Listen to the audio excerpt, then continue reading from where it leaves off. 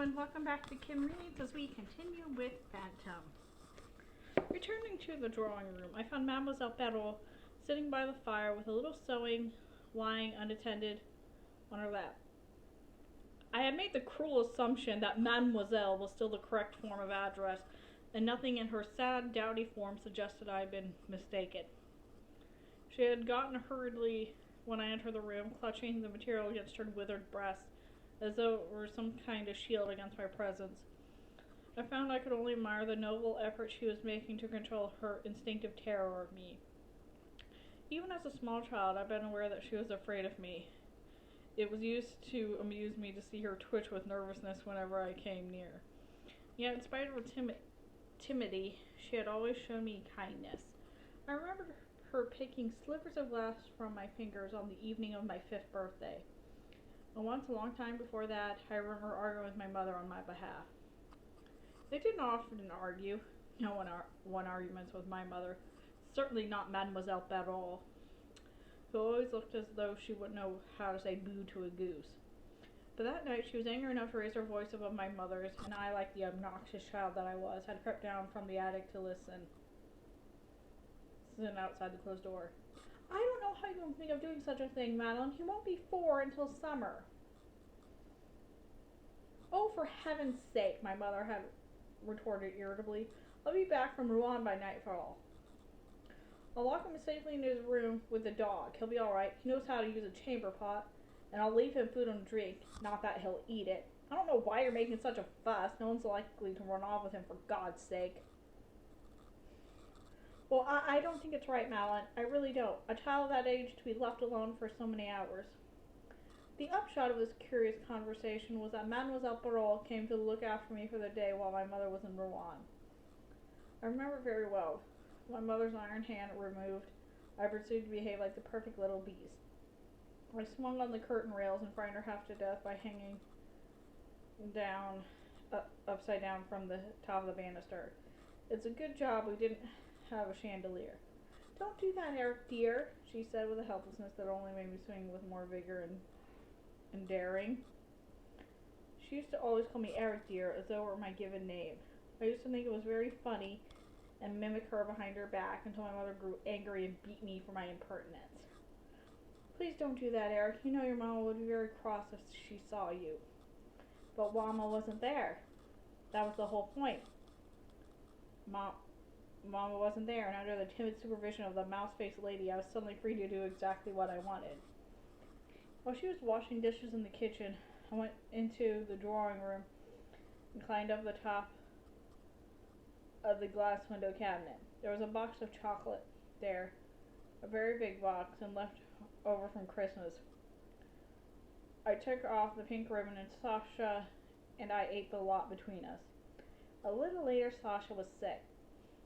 I was feeling decidedly on myself by that point, and before I knew what was going to happen, there was 2 horrid brown messes on the beautiful carpet that my mother prized so highly. Sasha at once slunk under the table, with her tail between her legs, and I hastily followed her example. I began to cry then, for I knew that when my mother came home I would be beaten for the most heinous crime, while Sasha, poor Sasha, would be put out in the snow in disgrace for the rest of the night. We were huddled together under the table when Mademoiselle Perrault found us. Don't cry, she said kindly, when I was finally proceeded to crawl out from my hiding place. I shall be cleaning up and your mama would know nothing about it. I remember staring at her dumbfounded. Aren't you going to tell her? I wondered indiscreetly. Aren't you going to tell her how naughty I've been? No, dear, she said, getting down on her hands and knees with a bucket of soapy water. This can be our little secret, can't it? Now, why don't you be a good boy and find me some old newspapers? I never put another spider in her shawl after that. This nervous, anxious, well-meaning lady had taught me to respect all members of the weaker sex. She had dropped one pearl of purity into my soul, and even now, after all these years, it was still there, displacing a little of the dank, disgusting sludge of depravity. I had done many terrible things, but I would never harm a helpless woman. Not all women were helpless, of course. There was the Khanum. God knows she came closer to Allah in my presence than she ever guessed on more than one occasion. I suppose my senses were deceiving me, but there were times when I honestly began to wonder that the bitch really wanted from me. Times when I almost believed.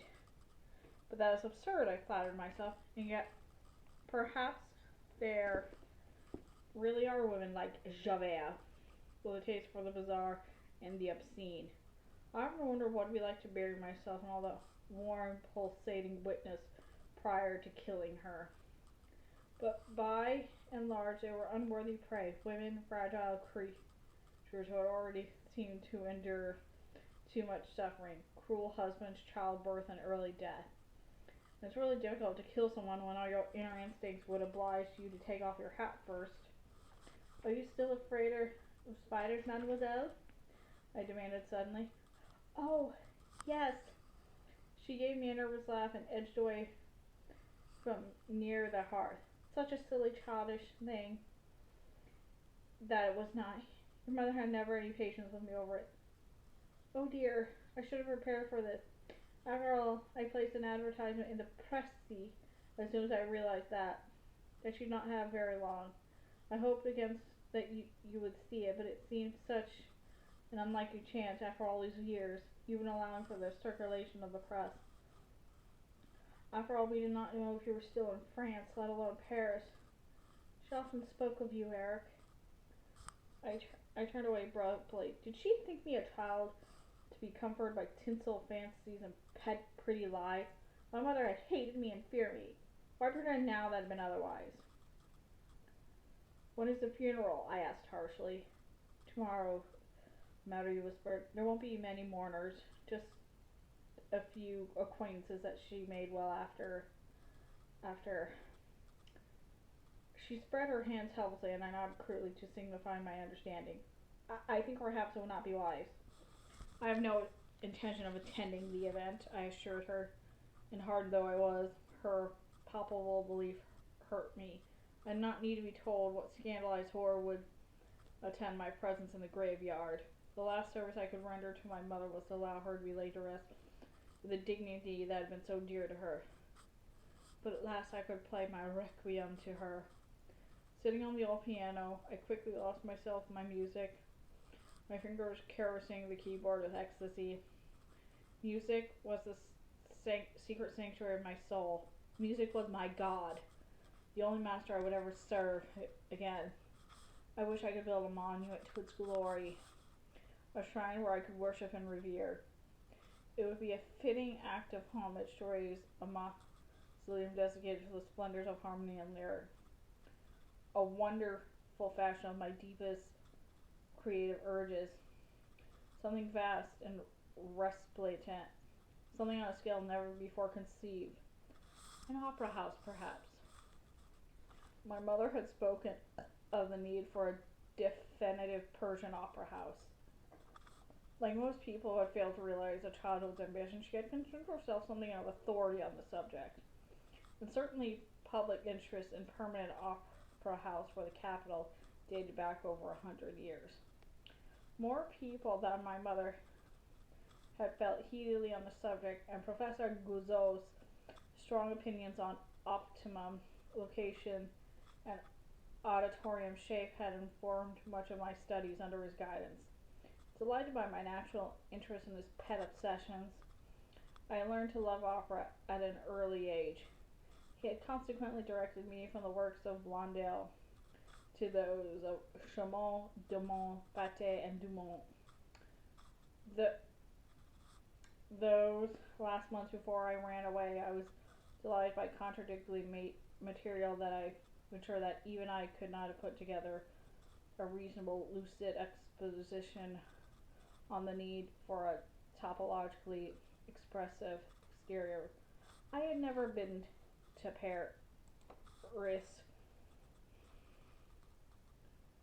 but the professor had shown me extensive street plans and once amused me by entering a furious dispute with my mother over the relative site merits of the Place de la Concorde or the Buttes des Moulins. I remember that he was well and truly routed by my mother's passionate indignation.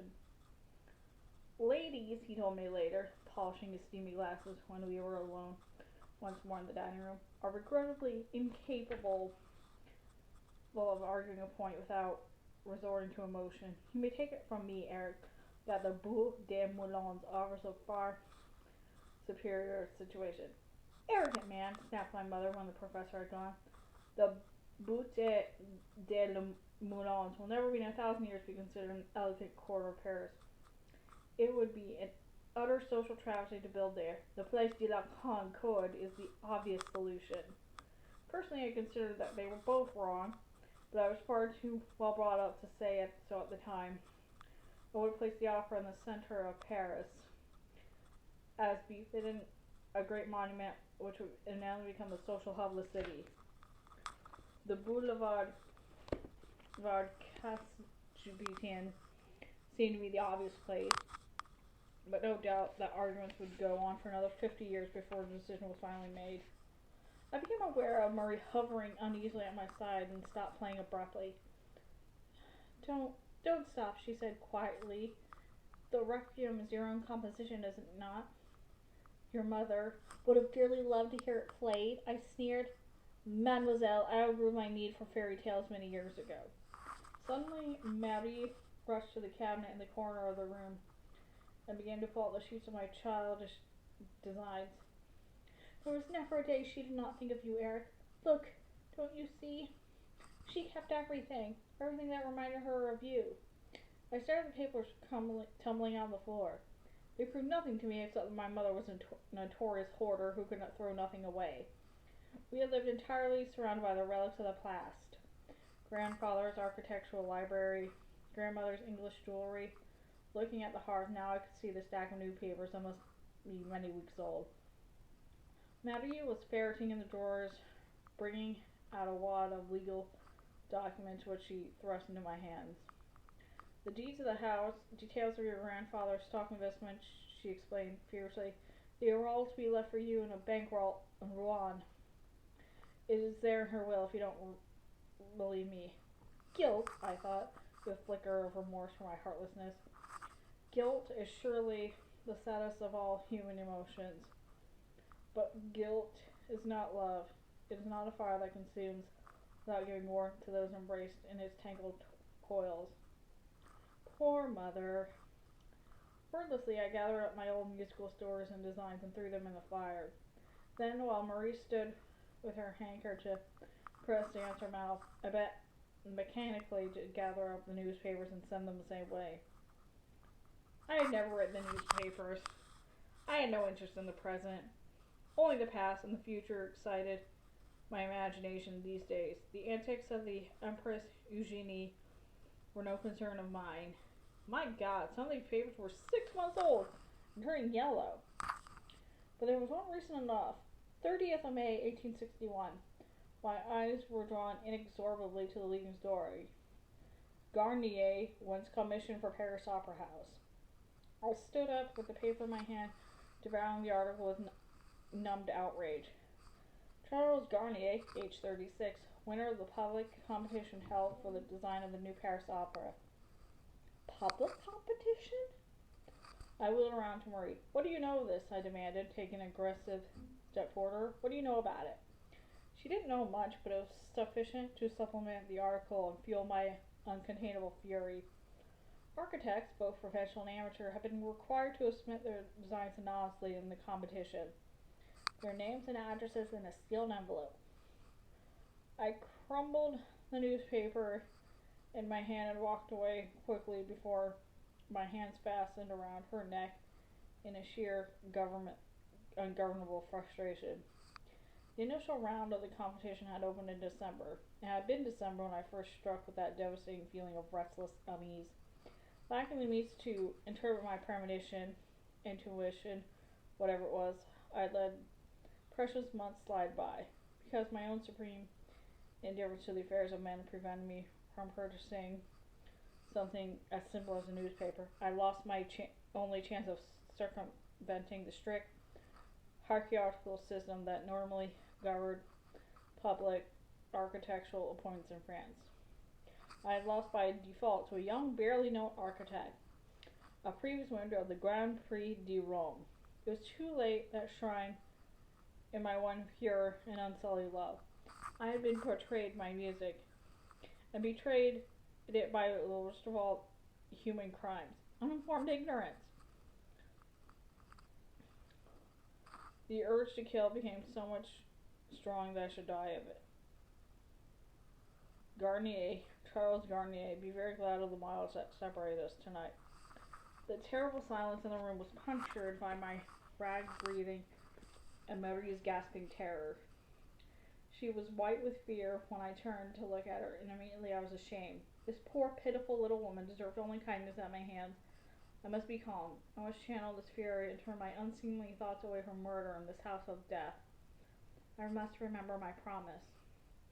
An hour passed according to the clock on the mantelpiece, an hour in which I did nothing except sit staring into the dying fire. Calmness returned to me at length in the wake of resignation and new resolve. I accepted that it was too late to create the original design, but it was not too late to stand on the site and watch the grand mausoleum rise beneath the guidance of my own hands. It was not too late to build. I left the old house in Boschville shortly before dawn, leaving my mother's body in the care of her faithful friend Marie. Marie would keep the keys to the house and await my instructions. I trust her discretion implicitly. I left without returning to look one last time upon my mother's dead and unlovely face. The beautiful features, delicate as a butterfly's face, were buried safely in the midst of my memory. I could not wipe them from my mind. There was a certain comfort in knowing that I would never see that face resurrected. She had never existed for me outside an illusion. She had never existed, and at last now I could forget her forever. Okay, thanks for listening. See you next time.